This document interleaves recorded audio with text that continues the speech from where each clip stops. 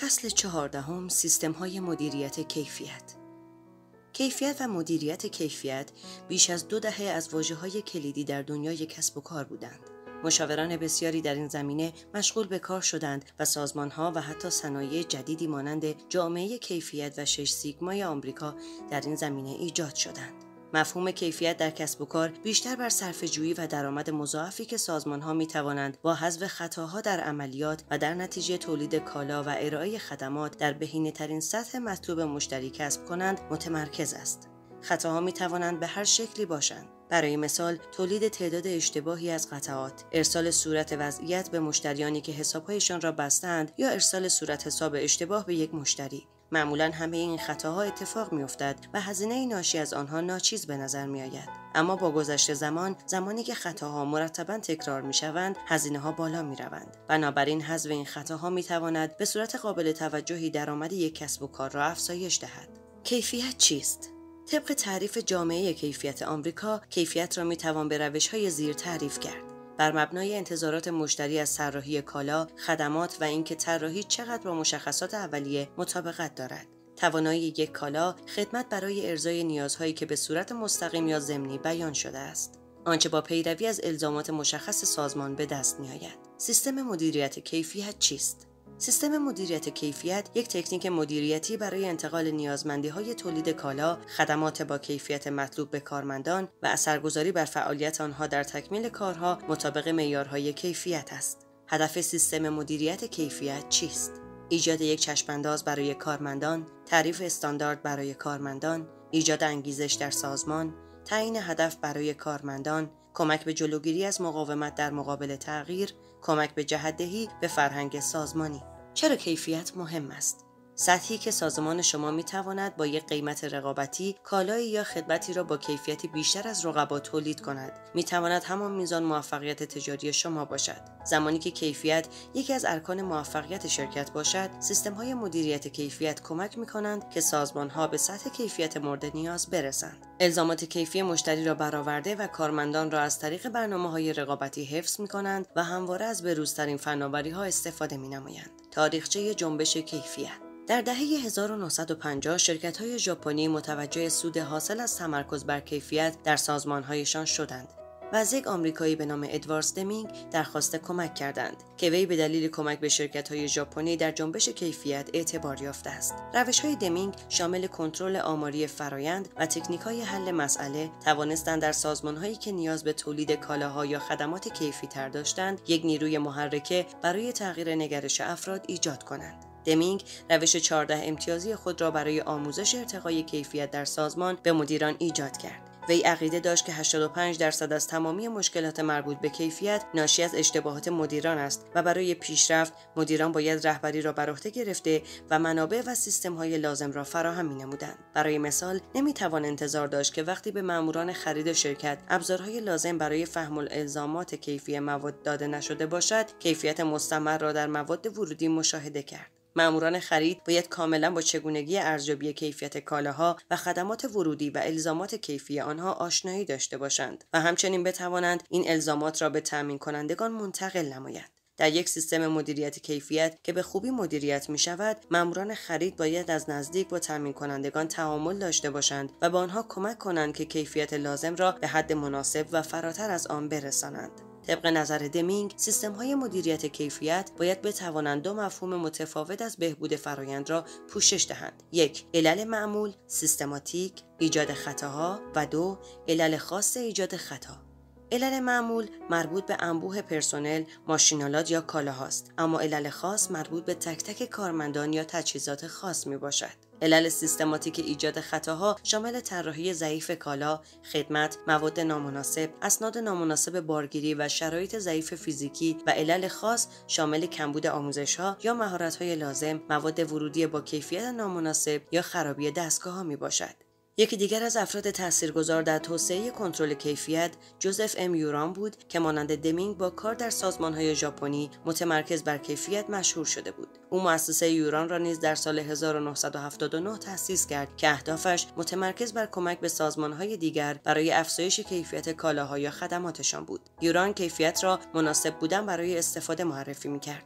به این معنی که کاربران کالاها یا خدمات باید بدون نگرانی از خرابی یا مشکل 100% اوقات با آن کالا یا خدمت اطمینان داشته باشند. در این صورت میتوان گفت که کالا برای استفاده مناسب است. کیفیت طراحی را میتوان اینگونه تعریف کرد: آنچه میتواند میان یک ژیان و یک مرسدس بنز تفاوت ایجاد کند، یعنی مفهوم طراحی و مشخصات آن. کیفیت کالا یا خدمت تنها به اندازه طراحی آن میتواند خوب باشد. بنابراین مهم است که کیفیت در فرایند طراحی مورد توجه قرار گیرد و علاوه بر آن به مشکلاتی که ممکن است برای تولید این کالا یا خدمت برای رسیدن به حد کیفی مورد نظر وجود داشته باشد توجه کرد. کیفیت انطباق به قابلیتی گفته می شود که بتوان هر ویژگی از یک کالا یا خدمت را در هر بار تولید با همان کیفیت که در طراحی در نظر گرفته شده است تولید کرد. این مسئولیت بر عهده طراحان فرآیندهای تولید، نیروی کار و آموزش آنها، سرکارگرها و جدیت آنها در برنامه آزمون محصولات است. در دسترس بودن عبارت است از آزادی فرآیند از مشکلاتی که در فرآیند از همگسیختگی ایجاد می‌کنند. این ویژگی را می‌توان به میزان تواتر یا احتمال ایجاد ضایعات در فرآیند سنجید. برای مثال، وقتی جریان الکتریسیته در یک فرآیند ثبات نداشته باشد و باعث ایجاد ضایعات شود، یا زمانی که یک کارگر مجبور باشد دو وظیفه را در یک زمان انجام دهد و مجبور باشد کیفیت هر دو کالا یا خدمت را نیز حفظ کند. ایمنی بر اساس توصیف جوران با میزان ریسک آسیب دیدگی در اثر استفاده از کالا سنجیده می‌شود. برای مثال، حتی اگر یک کالا یا خدمت تمام انتظارات و استانداردهای کیفیت را داشته باشد، اما همچنان خطر آسیب بر اثر استفاده نادرست آن وجود داشته باشد، نمیتوان آن کالا را یک کالای با کیفیت خیلی بالا محسوب کرد. کاربرد عملی نشان دهنده توانایی کالا در ارضای نیازهای کاربر نهایی با کیفیت مورد انتظار است که شامل بسته‌بندی، حمل، انبار و قابلیت ارائه خدمات در محل و سرعت نیز می‌شود. علاوه بر این، یوران یک رویکرد جامع کیفیت ایجاد کرد که چرخه حیات کالا یا خدمت را از مرحله طراحی تا روابط مشتری و تمام مراحل مابین آنها گسترش داد. یوران سازمان‌ها را راهنمایی می‌کرد که تمام فرآیندها و رویه‌هایشان را از دیدگاه کیفیت بشکنند و مناسب بودن برای استفاده را در هر یک از آنها بسنجند. زمانی که این کار در سازمان انجام شود، سازمان می‌تواند تغییرات را بر اساس مدل مناسب بودن برای استفاده آغاز کند. انقلاب کیفیت به آمریکا می‌آید. حرکت به سمت کیفیت بیشتر در صنعت آمریکا در دهه 1980 با دنبال روی از صنایع ژاپنی آغاز شد. شرکت‌های ژاپنی با تولید کالاها و خدمات با کیفیت‌تر و ضایعات کمتر به صورت چشمگیری از شرکت‌های آمریکایی پیشی گرفتند. شرکت فورد اولین شرکتی بود که از دمینگ دعوت کرد تا با آنها در تبدیل شرکت به یک شرکت مبتنی بر کیفیت کمک کند. در نتیجه فورد توانست بیش از هر شرکت دیگری در صنعت خودروسازی به استانداردهای کیفیت دست یابد و با وجودی که رونق بازار خودرو در اواخر دهه 80 کمتر شده بود، فورد توانست فروش خود را به صورت قابل ملاحظه‌ای افزایش دهد. شرکت فورد به کمک استانداردهایی که برای کیفیت بالا تدوین کرده بود، توانست فروش سالیانه تاوروس خود را از هوندا آکورد بالاتر ببرد. کنگره آمریکا با توجه به نیاز شرکت‌های آمریکایی به افزایش کیفیت، جایزه ملی کیفیت مالکوم بریج را با الگوبرداری از مدل جایزه ژاپنی دمینگ بنا نهاد. این اقدام باعث شد منابعی که کسب و کارهای آمریکایی برای بهبود کیفیت تخصیص می‌دادند افزایش یابد و طی 10 سال شرکت آمریکایی فلوریدا پاور اند لایت توانست جایزه کیفیت دمینگ را نیز نصیب خود کند. از ابتدای دهه 80 و در ادامه آن در قرن 21 موضوع کیفیت در همه صنایع و تقریباً در همه سازمان‌ها در آمریکا مطرح شد. جنبش کیفیت در تولید آغاز و سپس به صنایع خدماتی کشیده شد. در ابتدا انتظار نمی‌رفت که بتوان سیستم‌های کیفیت را به سادگی از صنایع تولیدی به صنایع خدماتی انتقال داد، اما امروز این صنایع با پیاده‌سازی برنامه‌های کیفی درآمدهای هنگفتی به دست آوردند. در تاریخ جنبش کیفیت رویکردهای مختلفی برای کیفیت به وجود آمد و حتی سازمان‌های متعددی تنها برای تنظیم استانداردهای کیفیت به وجود آمدند. سیستم‌های استاندارد 9000 ایزو مجموعی از استانداردهای سیستم‌های مدیریت کیفیت است که توسط سازمان بین‌المللی استاندارد متشکل از 132 سازمان ملی استاندارد ایجاد شده است. استانداردهای 9000 ایزو مربوط به کالا یا خدمات خاصی نیستند، بلکه به فرآیندهای اختصاص دارند که این کالا و خدمات را تولید می‌کنند. این استانداردها عمومی هستند تا در هر صنعت تولیدی یا خدماتی در دنیا بتوان از آن استفاده کرد. سازمانی که بخواهد گواهی ایزو داشته باشد، باید تمامی معیارهای ذکر شده در استاندارد ایزو را رعایت کند و توسط یک ممیز ایزو به صورت کامل ممیزی شود. در برخی از صنایع داشتن گواهی ایزو اجباری شده است. برای مثال برخی صنایع بزرگ از تمام تامین کنندگانشان می‌خواهند که ایزو داشته باشند. با وجودی که گواهی ایزو از احترام خاصی برخوردار است، اگر در صنعت خاص شما گرایش به سمت آن وجود نداشته باشد، هزینه‌های دریافت گواهی ممکن است برای بسیاری از مدیران وحشت‌آور باشد. اما می‌توان بدون استفاده از گواهی ایزو و با یک سیستم کیفیت که به خوبی طراحی شده باشد، به حد مطلوب کیفیت در سازمان دست پیدا کرد. 9000 QS که در سال 1994 منتشر شد، استانداردی برگرفته از 9000 ایزو برای تامین کنندگان 3 تولید کننده بزرگ خودرو، دایملر کرایسلر، فورد و جنرال موتورز میباشد. این استاندارد سیستم مدیریت کیفیت شامل استاندارد 1994 9001 ایزو به صورت کامل تمام الزامات مشتری در حیطه خودروسازی، 3 تولید کننده ذکر شده و سایر تولید کنندگان تجهیزات است. مدیریت کیفیت فراگیر TQM. مدیریت کیفیت فراگیر یک روش مدیریتی است که بر کیفیت در هر جنبه کسب و کار و در همه جای سازمان تمرکز دارد و هدف آن افزایش کیفیت کالاها یا خدمات در بلند مدت است. مدیریت کیفیت فراگیر هر فرایند یا فعالیت را به اجزای کوچکتر می‌شکند و تاکید می‌کند که هر یک از این اجزا می‌تواند از کیفیت و بهره‌وری سازمان کم کنند یا به آن بیفزایند. نقش مدیریت در مدیریت کیفیت فراگیر آن است که بر مبنای نیازهای ذی‌نفعان و مشتریان و مطابق با اهداف تجاری سازمان یک راهبرد کیفیت انعطاف‌پذیر تعریف کند که بتوان از آن در هر واحدی استفاده کرد. پس از تعریف این راهبرد باید آن را به عنوان نیروی محرکه در سازمان گسترش داد و آن را در تمام سطوح منتشر کرد تا در سازمان مؤثر واقع شود. راهبرد مدیریت کیفیت فراگیر به منظور ایجاد راهبردهای بهبود برای حل مشکلات کیفیت و ارائه پیشنهادهای بهبود شامل برخی مدل‌های تفویض اختیار به کارکنان نیز هست که معمولاً به صورت واحدی یا بین تیمی میباشد. بهبود کیفیت مستمر CQI. بهبود کیفیت مستمر به عنوان یک رویکرد متفاوت به کیفیت و سیستم‌های کیفیت وارد عرصه تولید شد. بهبود کیفیت مستمر مانند سایر روش‌ها بر ایجاد یک فرهنگ کیفیت سازمانی تمرکز ندارد، بلکه بیشتر اصرار دارد که فرآیند بهبود کیفیت توسط تیم‌ها یا گروه‌هایی انجام شود که با رسیدن به اهداف کیفیت مورد تشویق و پاداش قرار گیرند. بهبود کیفیت مستمر به افراد درگیر در عملیات روزانه اجازه می‌دهد که هر گونه که خود صلاح می‌دانند فرآیندها و جریان‌های کاری را تغییر و بهبود دهند. پیاده‌سازی کیفیت مستمر یک سیستم کیفیت را به وجود می‌آورد که هیچگاه ارضا نمی‌شود و در جهت ایجاد نوآوری مستمر در فرآیندها می‌کوشد تا بتواند با حذف فعالیت‌های زمانبر با ارزش افزوده کم کارها، فرآیندها و سیستم‌ها را بهبود دهد. این صرفه‌جویی در زمان و منابع را می‌توان صرف برنامه‌ریزی و مشارکت بیشتر نمود. از بهبود کیفیت مستمر می‌توان در صنایع مختلفی استفاده کرد.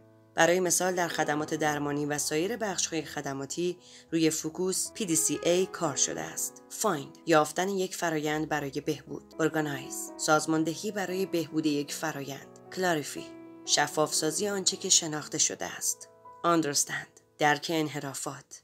Select انتخاب یک بهبود برای فرایند. سپس حرکت به سوی طرح بهبود فرایند. Plan ایجاد یک برنامه زمانی شامل همه منابع فعالیت‌ها، ضرب‌الاجل‌ها و آموزش‌های مورد نیاز کارمندان. Do اجرای طرح و جمع‌آوری داده‌ها. Check تحلیل دستاوردهای فرایند. Act اقدام بر اساس آنچه آموخته شده است و شناسایی گام‌های بعدی. فوکوس PDCA یک سیستم ساده برای ارتباط مدیریت با تیم هاست و کمک می کند که آنها سازمان یافته و طبق برنامه باقی بمانند و نتایج نهایی را فراموش نکنند. آنطور که به تجربه ثابت شده است، این سیستم برای رویکرد تیمی بهبود کیفیت مستمر بسیار موفقیت‌آمیز بوده است. 6 سیگما به عنوان روشی برای اندازه‌گیری و بهبود فرآیندهای تولیدی با تولید بالا توسط شرکت موتورولا در دهه 1980 ابداع شد. هدف کلی این روش سنجش و کاهش ضایعات از طریق دستیابی به نتایجی نزدیک به ایدئال بود. عبارت 6 سیگما به یک روش سنجش آماری اشاره دارد که کمتر از 3.4 خطا در 1 میلیون دارد. شرکت‌های زیادی از جمله جنرال الکتریک، فورد، دایملر کرایسلر و غیره از 6 سیگما استفاده کردند و توانستند میلیاردها دلار ذخیره کنند. 6 سیگما یک روش مبتنی بر آمار برای بهبود فرایند است که از ابزارهای بسیاری از جمله کنترل کیفیت آماری SPC، مدیریت کیفیت فراگیر TQM و طراحی آزمایش‌ها DOE استفاده می‌کند. این روش را می‌توان با سایر سیستم‌ها و اقدامات مانند طراحی محصول جدید، برنامه‌ریزی مواد لازم MRP و کنترل موجودی بههنگام GIT نیز به کار برد. 6 سیگما ابتدا سیستمی برای فرآیندهای تولیدی محسوب می‌شد، ولی امروزه ثابت شده است که در فرآیندهای غیر تولیدی مانند حسابداری، مالی، بازاریابی و سیستم‌های اطلاعاتی نیز موفقیت‌آمیز بوده است. در نگاه اول ممکن است ساختاربندی قوی 6 سیگما در رابطه با تحلیل فرآیندهایی که مانند فرآیندهای تولیدی استاندارد و تکراری نیستند ناکارآمد جلوه کند، اما تئوری منعطف 6 سیگما مناسب با هر فرآیندی است. اگرچه بسیاری از درس‌هایی که در خطوط تولید یاد گرفته می‌شوند قابل تعمیم به سایر فرآیندها نیز هستند. در موارد زیر گام‌های 6 سیگما به صورت کلی ذکر شده است. 1. شکستن فرآیند کسب و کار به گام‌های مجزا. 2. تعریف ضایعات موجود. 3. اندازه‌گیری تعداد ضایعات. 4. تعیین علت ریشه‌ای. 5. اعمال تغییرات برای بهبود. 6. اندازه‌گیری مجدد. 7. در نظر گرفتن اهداف بلند مدت. عناصر یک سیستم کیفیت. عناصر مختلفی برای یک سیستم کیفیت وجود دارند و هر سازمان می‌تواند سیستم منحصر به فرد خود را داشته باشد. مهمترین عناصر یک سیستم کیفیت عبارتند از مدیریت فعال، طراحی سیستم کیفیت، مشتریان، خرید، آموزش، آمار، ممیزی و فناوری. مدیریت فعال کل فرآیند کیفیت از زمان آغاز مانند هر واحد دیگری در سازمان از جمله بازاریابی و امور مالی یک جزء پویا از سازمان است که نیازمند تمرکز مستمر مدیریت میباشد. پیاده‌سازی و مدیریت یک سیستم موفق کیفیت طیف وسیع از مسائل را در بر دارد که باید به صورت مستمر به آنها پرداخته شود. چشم‌اندازها و ارزش‌ها. تعریف صحیح چشم‌انداز و بیانیه ارزش‌ها نقطه شروع مدیریت و رهبری فرآیند است. مهم نیست که یک سازمان بخواهد رضایت مشتری را افزایش دهد یا به ضایعات صفر برسد. در هر صورت از این بیانیه به منظور تاکید بر اهمیت سیستم کیفیت و ایجاد انگیزه برای اعمال تغییرات استفاده می‌شود. این واقعیت که چشم‌انداز و ارزش‌ها در سازمان اعلان عمومی شود و همه افراد مشارکت کننده آن را بدانند بیشتر از شکل خود چشم‌انداز و ارزش‌ها اهمیت دارد. چشم‌انداز و بیانیه ارزش‌ها نیروی محرکه برای شکل‌گیری فرهنگی هستند که برای حرکت به سوی کیفیت در سازمان به آن نیاز داریم. این محتویات بیانیه ارزش‌ها نیست که کیفیت را برای کالاها و خدمات به وجود می‌آورد، بلکه افراد و فرآیندها هستند که تغییر در کیفیت را به وجود می‌آورند. بیانیه چشم‌انداز و ارزش‌ها در ایجاد دستورالعملی برای کلیه فرآیندهای مدیریت سیستم کیفیت بسیار اهمیت دارند. تهیه برنامه سیستم کیفیت برای هر سازمانی متفاوت است، اما ویژگی‌های مشترکی نیز میان آنها وجود دارد. در هر برنامه سیستم کیفیت باید اهدافی واضح و قابل اندازه‌گیری وجود داشته باشد. منابع مالی برای پیشبرد کیفیت وجود داشته باشد. برنامه کیفیت همسو با چشم‌انداز و ارزش‌های سازمان باشد. علاوه بر این، برنامه سیستم کیفیت ممکن است شامل پروژه‌های آزمایشی باشد که مستلزم راه اندازی پروژه‌های کیفی کوچکی در داخل سازمان است. بدین وسیله مدیریت می‌تواند میزان مقبولیت سیستم کیفیت را در سازمان بسنجد، از اشتباهات درس بگیرد و اطمینان بیشتری در اجرای فراگیر سیستم کیفیت در سازمان داشته باشد. برنامه باید در اعطای اختیارات به کارمندان انعطاف پذیر باشد، چون همانطور که نشان داده شد، موفق‌ترین سیستم‌های کیفیت به کارمندان در همه سطوح اجازه فراهم کردن ورودی را می‌دهند. ارتباطات در میان گذاشتن مفهوم تغییر با کارمندان، خصوصا برای حرکت به سوی کیفیت بالاتر، بسیار چالش برانگیز است. با این حال، فرآیند ارتباطات برای رهبران شرکت جهت پیشروی سازمان یکی از ابزارهای اصلی محسوب می‌شود. ارتباطات پیوند اصلی میان مدیریت، کارمندان، مشتریان و ذی‌نفعان است. این خطوط ارتباطی یک حس همکاری و همدلی میان افراد شرکت کننده ایجاد می‌کند و به حفظ یک نیروی محرکه تا تکمیل موفق اهداف بلند مدت کیفیت کمک می‌کند. علاوه بر این، سیستم‌های ارتباطی به کارمندان اجازه می‌دهند بازخورد بدهند و راه حل‌های قابل اجرایی را برای مشکلاتی که سازمان‌ها با آنها روبرو می‌شوند ارائه دهند. مدیریت باید اجازه دهد این ارتباطات به صورت رسمی و غیر رسمی به عنوان مثال از طریق برگه‌های پیشنهاد یا میزگردهای بازخورد صورت پذیرد. مسئولیت پرورش فرهنگی که برای ارتباطات ارزش قائل باشد بر عهده مدیریت ارشد سازمان میباشد. آنها به تنهایی باید تضمین نمایند که اهداف سازمان به خوبی منتقل می شود. همچنین مسئول راه‌اندازی سیستم انتقادات و پیشنهادها در میان کارمندان نیز محسوب می شوند. پاداش و تشویق. سیستم پاداش و تشویق یکی از روش‌های مؤثر در انگیزش کارمندان برای رسیدن به موفقیت در کیفیت است. پاداش و تشویق در پایان روز به کارمندان نشان می دهد که مدیریت دقیقاً برای رسیدن به چه هدفی تلاش می کند. این خود نوعی روش ارتباطی نیز میباشد، روشی ملموس که مدیریت ارشد به کار میگیرد تا اهمیت کیفیت را به کارمندان منتقل کند. پاداش ممکن است به صورت فردی یا گروهی داده شود. سیستم تشویق ممکن است شکل‌های مختلفی داشته باشد و این وظیفه مدیریت است که تضمین کند این نوع برنامه همراستا با اهداف سیستم کیفیت و اهداف سازمان است. سازمان‌ها طبق تجربه نشان داده‌اند که بهترین و به صرفه‌ترین برنامه‌های پاداش و تشویق آنهایی هستند که در مقابل برآورده ساختن الزامات و معیارهای خاصی اعطا می‌گردند. این برنامه‌ها انگیزه لازم را به مدیران می‌دهند و آنها نیز کارمندانشان را تشویق می‌کنند که برای دستیابی به اهداف تعیین شده تلاش کنند. طراحی سیستم کیفیت. یک سیستم کیفیت متشکل از استانداردها و رویه‌هایی است که برای حفظ سطح کیفیت مطلوب در هر بار تولید کالا یا خدمت ایجاد شده‌اند. این قسمت از سیستم کیفیت بسیار منسجم، قابل اندازه‌گیری و مدیریت میباشد. پیش از آغاز کار، سازمان شما باید یک تیم مرکزی تشکیل دهد که فرایند طراحی سیستم عملکرد را به جلو پیش ببرد. 8 گام فرایند طراحی عبارتند از: 1. فهم فرایندها و ساختارهای کسب و کار و ترسیم نقشه‌های آنها. این کار کمک می‌کند که طراحان سیستم ارزیابی عملکرد به کل سازمان و فرآیندهای تجاری آن، وضعیت رقابتی و محیطی که در آن فعالیت می‌کنند فکر کنند. علاوه بر این، کمک می‌کند که نقطه نظرات مشتریان به درستی شناخته شود و اثر فعالیت‌های مختلف بر انتظار مشتری از کیفیت به خوبی مشخص شود. 2. اولویت بندی عملکرد در کسب و کار. سیستم ارزیابی عملکرد همواره باید نیازهای ذی‌نفعان را از مرحله طراحی راهبرد سازمان گرفته تا فرآیندهای کسب و کار پشتیبانی کند. قبل از آنکه فرآیندها وارد مرحله طراحی واقعی شوند، این اولویت بندی باید به خوبی صورت گرفته باشد. 3. درک سیستم ارزیابی عملکرد موجود.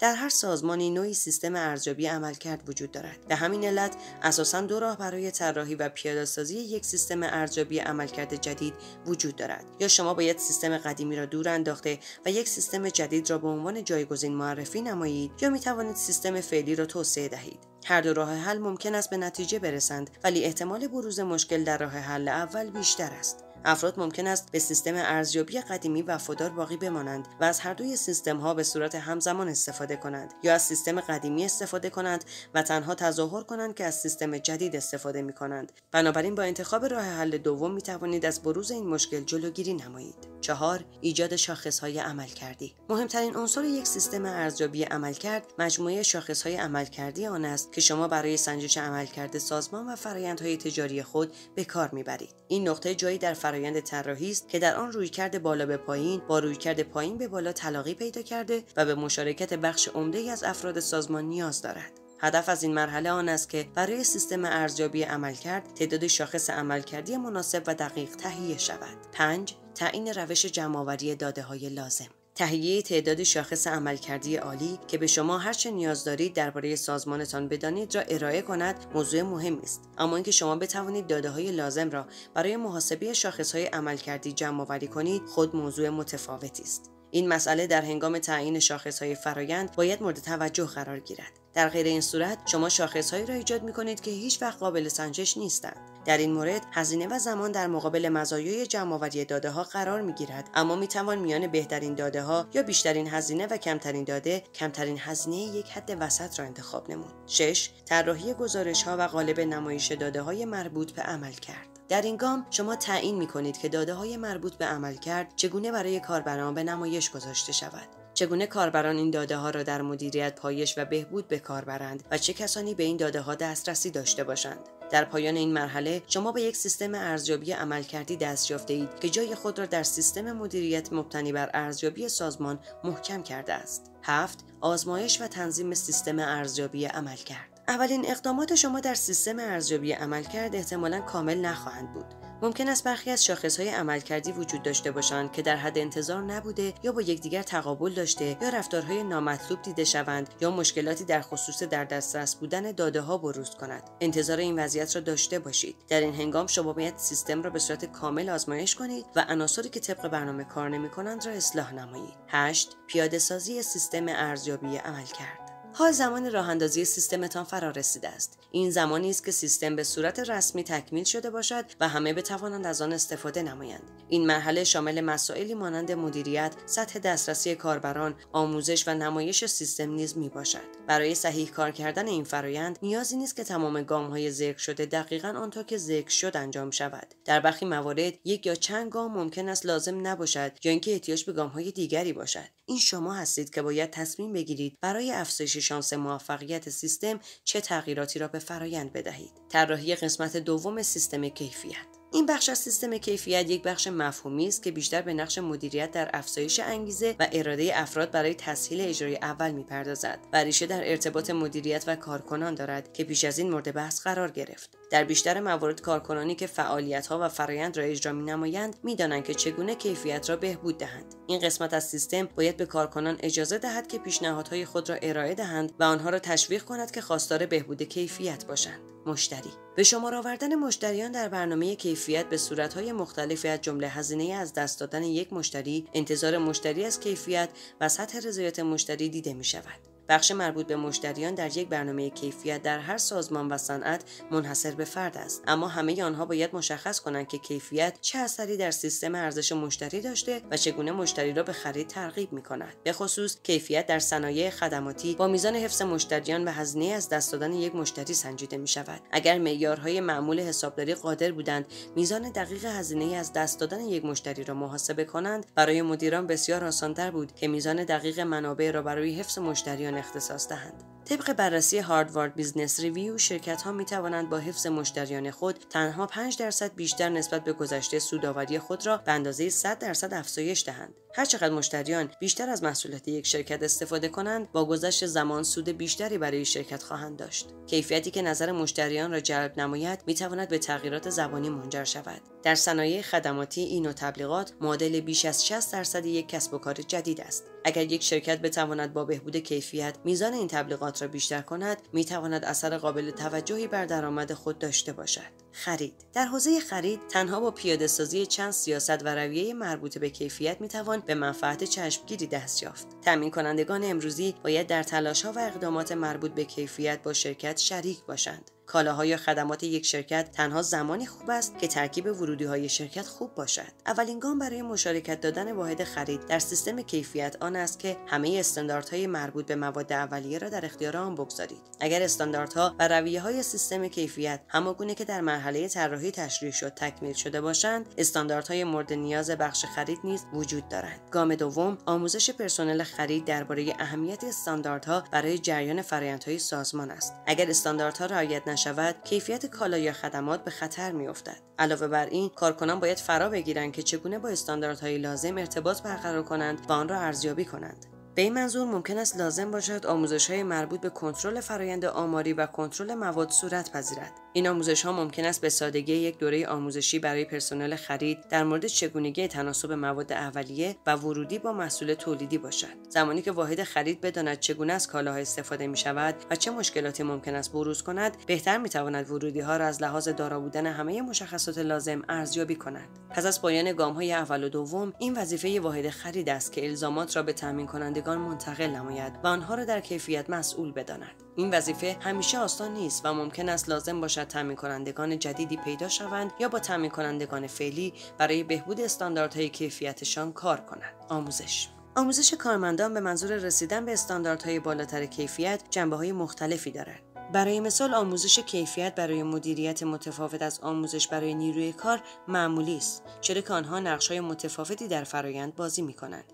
از آنجا که بیشتر مشکلات کیفی از سطوح بالایی سرچشمه می‌گیرد، آموزش هم باید از این سطوح آغاز شود. این آموزش باید ابتدا با مباحث کلی درباره سیستم‌های کیفیت و نقش مدیریت در برنامه‌های کیفی آغاز شود. با وجود احترام به دانش مدیران، باید تاریخچه جنبش کیفیت، نقش‌آفرینان اصلی در این جنبش و چگونگی تأثیر برنامه‌های کیفی بر دنیای کسب و کار را بدانند. به خصوص مدیریت باید بداند که مدیریت کیفیت چگونه در گذشته بر صنعت آنها تأثیر گذاشته است و نقش کیفیت در آینده صنعتشان چیست. علاوه بر این، مدیریت باید از پیشرفت‌های جدید در مقوله کیفیت آگاه باشد. مهمترین بحث آموزش نقشی است که مدیریت باید در سیستم کیفیت بازی کند. مدیران باید بدانند که کارمندان کارمندان چگونه شاهد فعالیت یا سستی آنها هستند، چگونه هر یک از اقدامات شخصیشان بر کیفیت مؤثر است و چقدر توجهشان به کیفیت اهمیت دارد.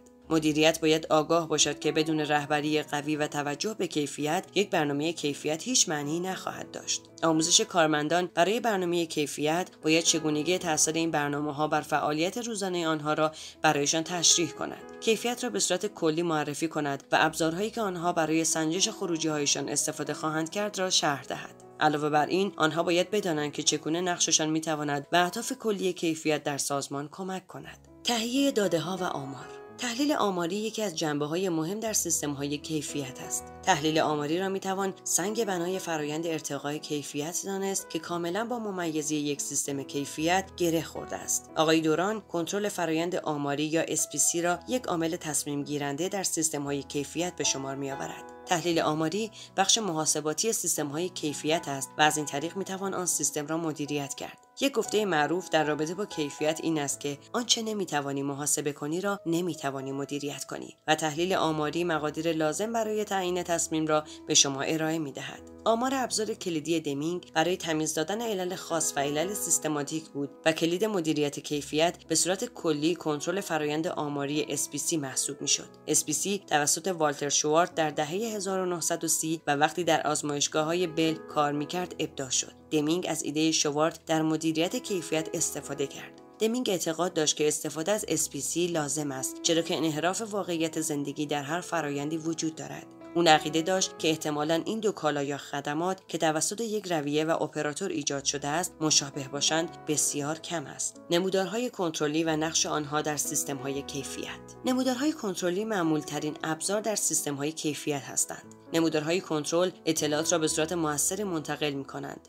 موارد استفاده مقادیر آماری در هر سازمان متفاوت است. برای مثال، میتوان طول یا وزن یک قطعه خاص را اندازه‌گیری کرد و با تحلیل آن نشان داد که آیا قطعات در حدود مورد نیاز قرار دارند یا خیر. در صنایع خدماتی مفهوم تحلیل آماری انتزاعی‌تر ولی به همان اندازه ارزشمند است. برای مثال، یک نفر میتواند از مشتریان سوال کند که در مقیاس 1 تا 10 به خدمت مورد نظر چه امتیازی می‌دهید. ویژگی‌های معمول معیارهای آماری موجود در سیستم‌های کیفیت عبارتند از به وسیله مشتریان تعیین می‌شوند، منعکس کننده چشم‌انداز و ارزش‌ها هستند، با رقبا مقایسه می‌شوند، قابل دستیابی هستند.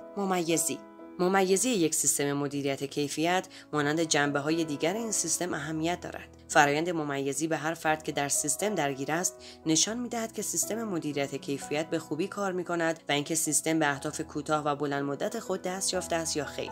علاوه بر این، ممیزی نقش مهمی را در انگیزش کارمندان و ارزیابی معیارها در نظام پاداش بازی می‌کند. ممیزی سیستم‌های مدیریت کیفیت می‌تواند به روش‌های مختلفی انجام شود و هر سازمانی می‌تواند فرآیند ممیزی منحصر به فردی که مناسب سیستمش است داشته باشد. سیستم ممیزی صنایع خدماتی بسیار متفاوت از صنایع تولیدی است، اما نتیجه کار همیشه یکسان است. چند مورد سیستم‌های ممیزی در صنایع خدماتی عبارتند از خریداران پنهانی. این خریداران به صورت مستقیم به کارمندان مراجعه می‌کنند و سطح کلی کیفیت خدمات را می‌سنجند و گزارش آن را به مدیریت ارائه می‌دهند. این کار اغلب به صورت معمول انجام می‌شود و بر مبنای این گزارش‌هایی نیز برای کارمندان ایجاد می‌شود. نظرسنجی مشتریان. نظرسنجی‌های مشتریان امروزه ابزار خوبی برای دریافت نظر مشتریان در مورد کسب و کار شماست. این نظرسنجی‌ها می‌تواند به صورت فرم‌های پستی باشد یا فرم‌های کوچکی که مشتریان در زمان خرید پر می‌کنند یا سوالاتی که فرد فروشنده در هنگام خرید از مشتری می‌پرسد.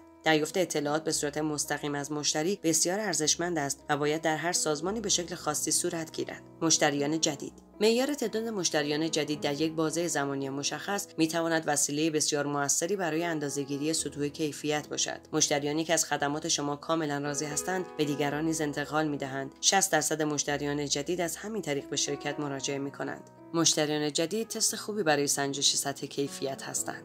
کیفیت در خدمات. کیفیت در صنایع خدماتی به تازگی متداول شده است و سازمان‌هایی که برنامه‌های مدیریت کیفیت یکپارچه را آغاز کرده‌اند به منافع چشمگیری دست یافتند. مبنای سیستم‌های مدیریت کیفیت در سازمان‌های خدماتی اندازه‌گیری و مدیریت سطح کیفیت خدمات است. برخی معیارها که به عنوان مبنای کیفیت خدمت هستند عبارتند از اصل کوه یخی که عنوان می‌کند یک شرکت خدماتی متوسط از بیشتر از 90% مشتریان ناراضی‌اش هیچ وقت بازخوردی دریافت نمی‌کند. در ازای هر شکایت دریافتی بیش از 20 مشتری وجود خواهد داشت که احساس می‌کنند با خدمات ارائه شده مشکل داشتند و حداقل 25% این نوع مشکلات آنقدر جدی هستند که نیازمند بررسی باشند. در صورتی که مشکل مشتریان بررسی و برطرف شود، بیش از 50% از آنها باز هم از خدمات شرکت استفاده می‌کنند. اگر مشکل به سرعت برطرف شود، مشتری احساس می‌کند که شرکت به مشتریانش اهمیت می‌دهد. در این صورت درصد مشتریانی که به استفاده از خدمات شرکت ادامه می‌دهند به 100% می‌رسد. در صورتی که مشکل برطرف نشود، یک مشتری معمولی تجربه منفی خود را حداقل به 8 نفر می‌گوید. اگر مشکل برطرف شود، مشتری تجربه مثبت خود را حداقل برای 5 نفر دیگر تعریف می‌کند. به صورت متوسط هزینه پیدا کردن یک مشتری جدید حداقل 6 برابر بیشتر از نگه داشتن یک مشتری قدیمی است. همانطور که می‌بینید، کیفیت در صنایع خدماتی می‌تواند اثر چشمگیری بر درآمد داشته باشد. یک سیستم کیفیت که به خوبی طراحی و مدیریت شود، می‌تواند کیفیت خدمات را به حد مورد انتظار برساند. چکیده. جنبش کیفیت و سیستم‌های کیفیت در دهه‌های گذشته نام‌ها و مراجع مختلفی داشتند و ممکن است در نگاه اول یک گرایش کوتاه‌مدت و مدروز برای مدیریت کسب و کار به نظر برسند. با فضای رقابتی فزاینده و خواسته‌های مصرف کنندگان که روز به روز افزایش می‌یابد، متخصصان و مدیران کسب و کار نمی‌توانند مسائل مربوط به کیفیت را نادیده گرفته و انتظار داشته باشند که کماکان جایگاه رقابتی خود را بهبود دهند یا حتی حفظ نمایند. سیستم‌های کیفیت همواره مسئول افزایش درآمد در کسب و کارهای هر صنعتی بودند و به سازمان‌ها کمک کردند که به اهداف خود دست یابند. سازمان‌هایی که نمی‌توانند بپذیرند بهبود کیفیت در آینده به یک جزء ثابت در هر قسمت از سازمان بدل خواهد شد، حتی آنقدر باقی نمی‌مانند که آینده را ببینند.